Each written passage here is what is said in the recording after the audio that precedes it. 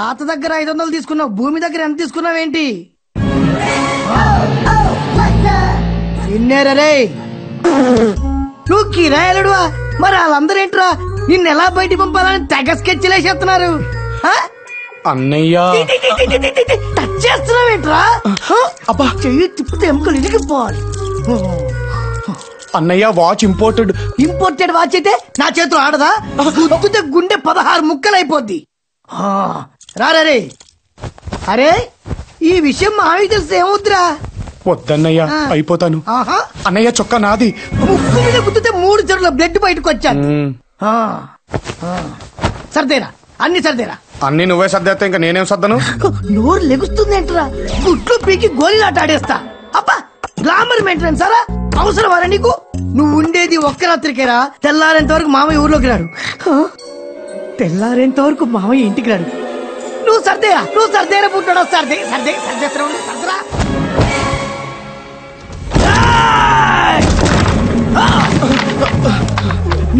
నిద్రలా పట్టిందిరా నీకు? సర్దుకోమని చెప్పాను కదరా నేను నీకు. అంటే అన్నయ్య రాత్రంతా షూటింగ్ చేసుకొచ్చానన్నయ్య. చీకట్లో ఏం కనిపించిందిరా నీకు? కనిపించిందంతా లాగేశానన్నయ్య. నన్ను కూడా దిగిపోయావు. తినంది ఆల్రెడీ తీసేశానన్నయ్య. స్మార్ట్ గా ఉన్నానా? అందంగా ఉన్నానా? నీకంటే అందంగా ఉంటానే. చూపెట్టు.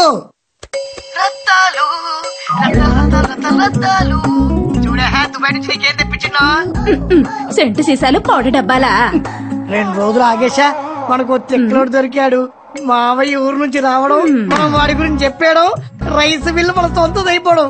ఆ తర్వాత అంతా చపక్. కర్మ అన్నయ్య కర్మ. అప్పుడే ప్యాంట్ పొడిగింది వచ్చుగా. ఇంపోర్టెడ్ వాచ్ అన్న జాగ్రత్త. అరే ఈ చిట్టిగాని చాలా తక్కువ అంచనా వేసావురా. ఏంట్రా ఇది? సీడీ. ఆ బొమ్మ మొత్తం ఇందులో ఉంది. ఇంకో 30-40 ఉన్నాయి.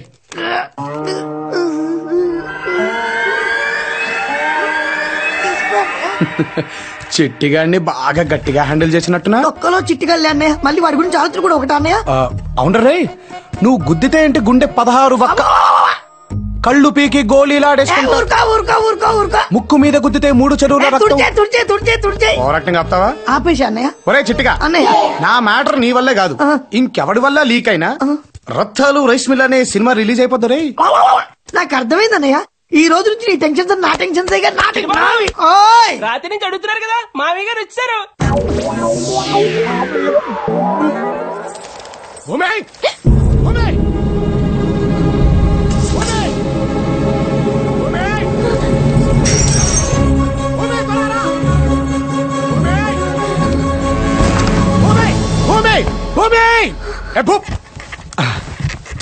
మన ఇద్దరం లవర్స్ అని అందరినీ నమ్మిద్దామని అలా పిలిచా. బాగుందా? లవర్స్ ని ఎలా పిలుస్తారా క్రష్? ఏ అలా అనిపించలేదా? మరి నీ ఫ్రెండ్ ఏంటి ఒరే గిరి అని పిలిచేస్తా ఉంటది? అమ్మో దాన్ని అర్జెంట్ గా కంట్రోల్లో పెట్టాలి. సరే టిఫిన్ చేద్దు గాని రా. భూమి లంగా ఓణీలో బాగున్నావు. Not bad. సరే రా. అమ్మాయి ఎంతసేపే? అన్నయ్య రా కూర్చో. ఎరా భయమా వినయమా? భయంతో కూడిన వినయ గౌరవం అన్నయ్య. కూర్చో. ఈ రోజు నీకు 2 రెట్లే. ఈ ప్లేట్ బయట వాళ్ళకి కాదు ఇంట్లో వాళ్ళకి. మా మహాలక్ష్మి అత్తయ్య పొగిడితే చాలు పడిపోతుంది. అవునండి దేవతలాంటి మిమ్మల్ని ఇంట్లో పెట్టుకుని మరి భూమి ఏంటండి వేరెవరినో పొగిడింది? ఎవరిని పొగిడింది? అదేనండి ఆవిడ పేరేదో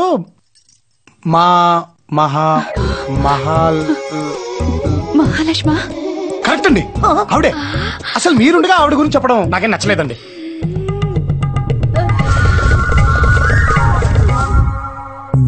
ఇంకేం చెప్పింది?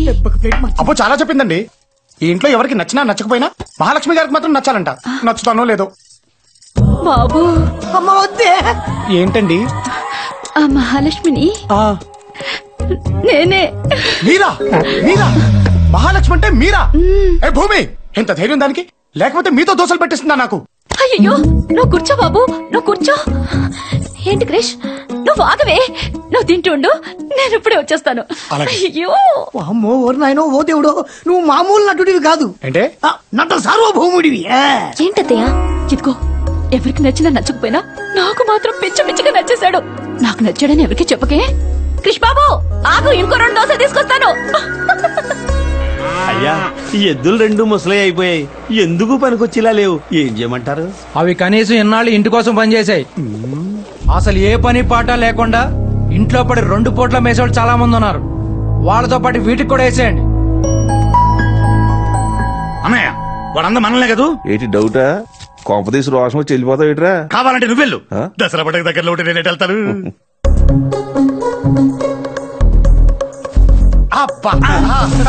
ప్లేస్ భలే ఉంది బాబాయ్, బాగా సెలెక్ట్ చేసుకున్నారు. నువ్వేంటి ఇక్కడ లేక? అదేం బాబాయ్ అలానే సౌ, ఎప్పటికైనా నేను కూడా మీలాగే సెటిల్ అవ్వాల్సింది ఇక్కడేగా. ఈ ప్లేస్ మనం ముగ్గురం మంచుకుందాం. ఏంటి అవును బాబాయ్, మిమ్మల్ని చూసి నేను ఫిక్స్ అయిపోయా. ఎల్లక వచ్చేస్తానా? ఇప్పుడు ఎట్టా? వాడు వచ్చాడు అనుకో, వాడు అసలు అడుగుతాడు, మనం కొసలు అవుతాం. మరి ఇప్పుడు ఏం చేద్దాం? బొట్లో వేసేసుకుందాం. బుడ్డ ఇదిగో అబ్బు, ఈ ఇంట్లో నీతో ఎవరు మాట్లాడు, కొత్త మాట్లాడేది మేమే. నీకేం కావాలని మమ్మల్ని అడుగు. అలాగే బాబాయ్. ఏమో బావా, ఎంత చెప్పినా వింటలేదు బావా, వచ్చి మా మధ్యలో కూకున్నాడు. పిలవగానే తోక ఊపుకుంటూ వచ్చినప్పుడే తెలుస్తుంది ఏ జాతం. జాగ్రత్త. అలాగే బావా.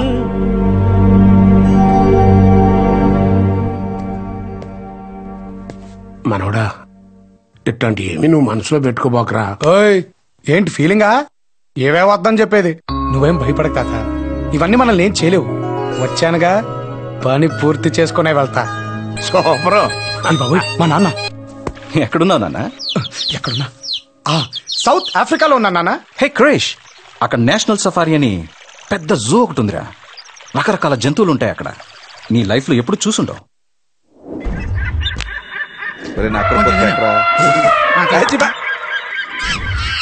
మీరు చెప్పింది నిజమే నాన్న, ఎన్ని రకాల జంతువులు నా జీవితంలో ఇప్పుడు చూడలేదు. బాగున్నారు. అదే ఐ మీన్ బాగున్నాయి. But I missing you man. Miss you two నాన్న. బాయ్.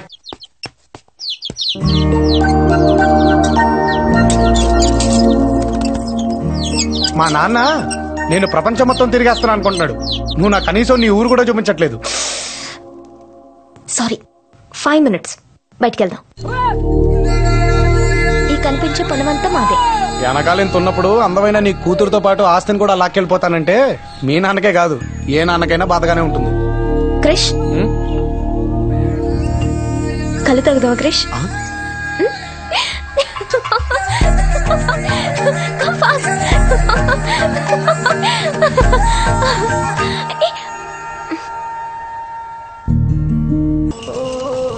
నాకు ఇప్పుడు అర్థమైంది నీకు ఆ కిట్టు తాబేలంటే ఎందుకంత ఇష్టమా అని. ఎందుకు? అది కూడా ఇంతేగా, ముందు ఎవరైనా వస్తే చాలు భయంతో తల లోపల అనేసుకుంటుంది. ఎవరు లేరని తెలిసినప్పుడు తల బయటకు పెట్టేసి చాలా ఫ్రీగా ఉంటుంది, నీలాగే.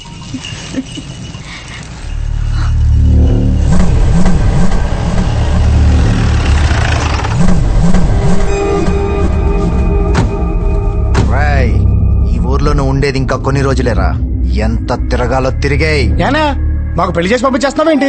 మామయ్య అడ్డు లేకపోతే నిన్ను ఈ పాటికి వేసేసేవాడిని. ఎర్రి లేడీస్ ఉన్నారన్నయ్య అంటే బాగోదు. అన్నయ్య నీకు విషయం చెప్పనా, ఏసేయాలనిపించినప్పుడు ఏసేసేవాడే మగాడని. నాకు అనిపించింది అనుకో, అడ్డం ఎవడొచ్చినా ఆగను. ఏ భూమి దా.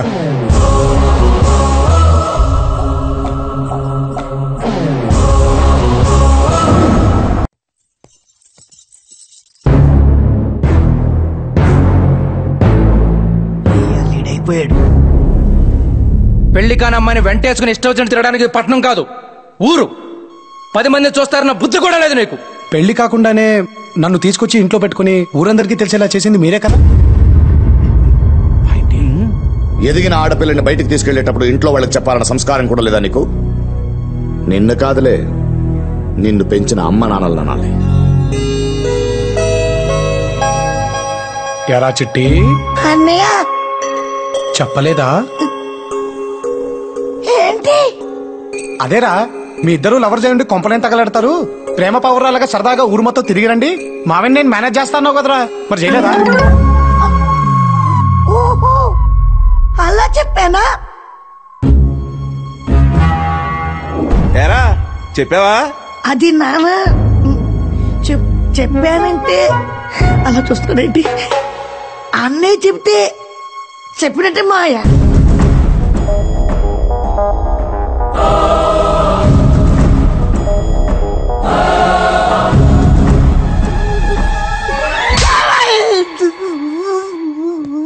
ఎరా ఈ దెబ్బతో వెళ్ళిపోతాననుకున్నావా? అనుకోని పెట్టాలి.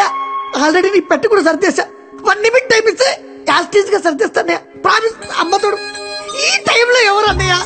నా అసలు గర్ల్ ఫ్రెండ్ రా. మాట్లాడేసి వస్తా. అన్నీ నాకే తెలుస్తున్నాయి ఏంటో. ఏరా సెటిల్ అయ్యావా? అయిపోమంటావా? చంపేస్తాను. ప్రాబ్లం ఏం లేదు కదా అని. ప్రాబ్లం ఏం లేదు కానీ అవును భూమి ఫ్రెండ్ అని నువ్వు కూడా ఇక్కడికి వచ్చేచ్చుగా, ఓ పని అయిపోద్ది. ఇంకో 10 days రా. ఎగ్జామ్స్ అవ్వగానే మా ఇంట్లో మన మ్యాటర్ చెప్పేస్తాను. ఆ తర్వాత లైఫ్ అంతా నీతోనేగా. సరే రేపు చేస్తాను. Krish, I miss you. Bye bye. నీకు జోకర్ పడిందా? రేయ్ పొద్దున్నే పెందలగడ రండి. ఆ చెరిగొడ్డు పొలాన్ని మంజాలాలి. అలాగేనయ్యా. ఇదిగో రేపు బసవగాడి ఇంట్లో పెళ్లి. మాకు పనులున్నాయి, కుదరదు. మీరు ఎలాగా బేవార్స్ గా ఉన్నారు కదా, వెళ్ళి ఇస్తరాకులు నాకిరండి. కనీసం ఇంట్లో పూట భోజనాలన్నా మిగులుతాయి.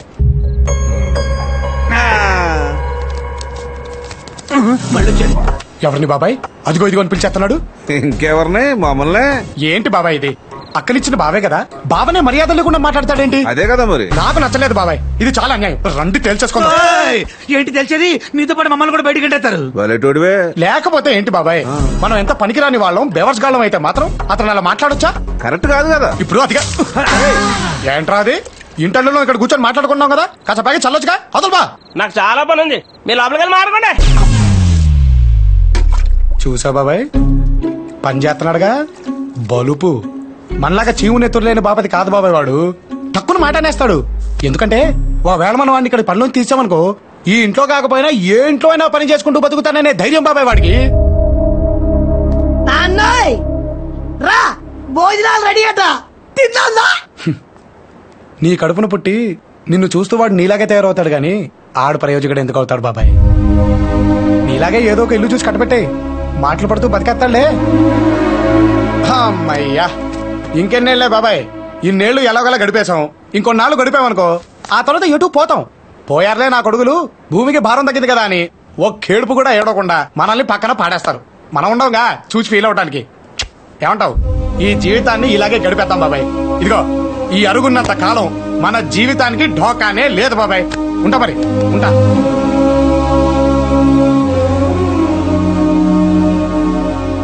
కానీ బాబాయ్